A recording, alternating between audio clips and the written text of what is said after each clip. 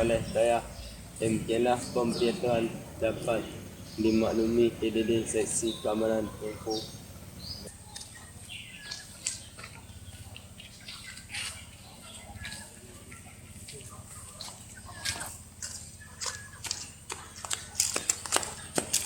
Oh maaf.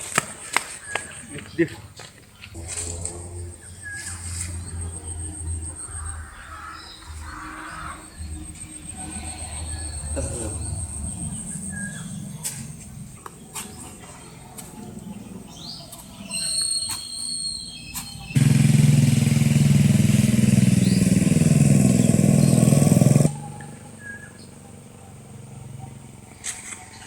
Dia tekan ni tak bawah itu.